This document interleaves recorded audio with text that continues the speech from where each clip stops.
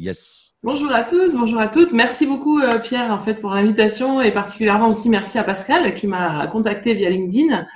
Alors elle m'a contacté parce que j'ai eu une espèce de petit au moment du confinement, enfin juste un petit peu avant.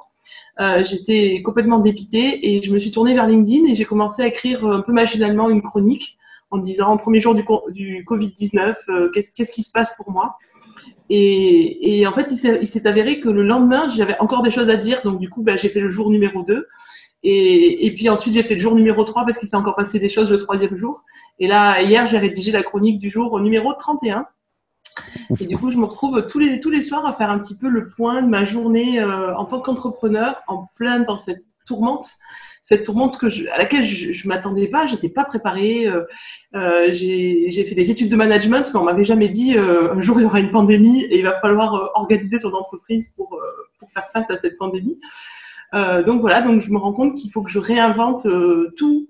Enfin, en fait, il faut tout réinventer. Les relations avec son équipe, les relations avec ses clients, les relations avec ses fournisseurs, les relations avec plein d'autres gens comme le collectif SOS Masque qui m'a permis aussi au départ moi de retrouver de l'énergie parce que j'ai pu m'investir dans quelque chose qui était pas en fait qui était pas mon entreprise puisque mon entreprise s'est retrouvée totalement arrêtée Oui. au tout début du confinement en fait. On n'a pas eu de chance, on a eu une salariée qui a été touchée par le Covid-19 et du coup j'ai dû par mesure sanitaire stopper à 100% l'activité de mon entreprise. Ouais. Donc voilà, donc ça a été une énorme baffe et je me suis dit que LinkedIn était aussi un vecteur où je raconte les choses sans concession, sans langue de bois, sans faire croire que je vis dans un monde merveilleux. Juste dire voilà mes galères en fait, voilà mes galères et voilà aussi mes bons moments et les choses fabuleuses qui peuvent se passer grâce à tout ce qui nous arrive. Ta chronique est très suivie. Tu nous enverras le lien sur ton profil ou peut-être si quelqu'un C'est peut. mon profil en fait, c'est C'est le mon profil profil de LinkedIn, Muriel ouais. Fournier. Voilà, C'est Muriel ça, Fournier sur LinkedIn. c'est ça. Pardon, elle est très suivie. Et tu m'as dit donc un de mes enjeux aujourd'hui, c'est de comment tu m'as dit ça? De communiquer ou d'animer mes équipes qui sont en chômage partiel ou en chômage total, plutôt Ouais, chez toi. Ils c'est sont en chômage ça. total. Les animer, c'est-à-dire ils sont chez eux, ils n'ont pas comme Nathalie une longue pratique, Nathalie Corret. Nathalie, oui, ils n'ont pas une longue pratique du télétravail. Finalement, c'est assez Ah, difficile. puis, et en fait, le télétravail pour un agent d'entretien, ça serait faire le ménage chez lui. Le problème, c'est que c'est absolument pas vecteur d'argent pour l'entreprise. Moi, je peux pas facturer à mes clients parce que c'est propre chez mes salariés, en fait. Non, on Ça comprend bien. marche pas, en fait. Donc, donc du coup, je peux absolument pas faire travailler mes équipes en chômage partiel, en télétravail, c'est pas possible. Donc, ça m'a obligé à mettre les salariés en chômage partiel.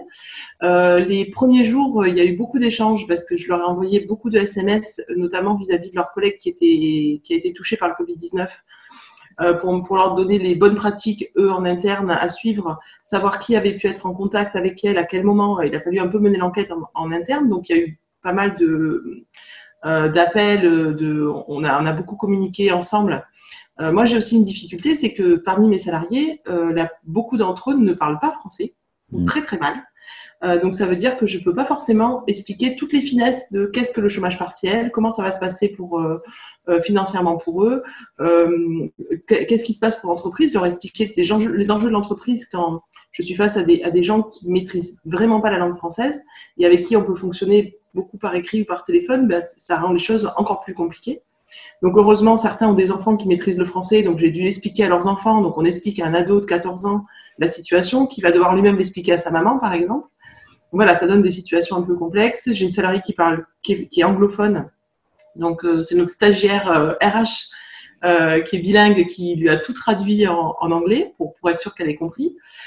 Certains n'ont pas Internet chez eux parce que leurs moyens leur permettent pas d'avoir Internet, donc on peut même pas avoir même la 4G sur leur téléphone. Pour certains, c'est trop cher pour eux, ils peuvent pas se le permettre. Ouais. Donc voilà, donc je suis face à une équipe qui est très hétérogène. Au milieu de tout ça, par exemple, j'ai des étudiants qui sont en master et qui font, c'est leur petit boulot le matin de faire du nettoyage dans les locaux professionnels. Et eux, par contre, ils sont hyper connectés. Donc eux, dès que je poste un truc sur LinkedIn, sur Facebook, ils partagent, ils suivent, ils répondent. On a fait un groupe WhatsApp aussi dans les premières semaines. Le groupe WhatsApp, alors il n'y a pas tout le monde, il y a tous ceux qui souhaitaient y être. Et là, maintenant, le groupe WhatsApp s'est un peu essoufflé. Au début, il y a eu beaucoup de choses qui ont été proposées, il y a eu beaucoup de bêtises qui ont été échangées entre les salariés. Groupe WhatsApp qu'on a appelé espace bonne humeur, puisque espace propreté, bah, là, pas de propreté, c'est espace bonne humeur. C'est pas le même espace, en fait, mais c'est un espace quand même. Et là, maintenant, le nouvel enjeu, c'est comment est-ce que comment est-ce que je peux animer sans être intrusive les équipes qui sont inanimées aujourd'hui. Qui aujourd'hui sont en chômage partiel, donc c'est-à-dire sont à 100% en chômage partiel. Donc normalement, ils sont même, c'est comme quelqu'un qui est arrêté, qui est en maladie ou qui est en vacances. L'employeur n'est pas censé l'appeler pour prendre de ses nouvelles. Normalement, c'est des temps aussi qui appartiennent aux salariés, qui sont des temps pour lui. Et je sais très bien que certains peuvent avoir un sentiment d'abandon si on ne vient pas régulièrement vers eux. Enfin, et puis ils sont 30. Donc moi, je me suis posé la question aussi, je ne suis pas psychologue, si je me retrouve à appeler 30 personnes pour recueillir aussi leur morale, leur état d'esprit, etc.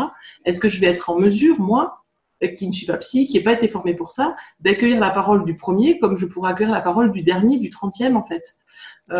Et ils méritent tous une égalité, en fait, de traitement dans cette mission-là.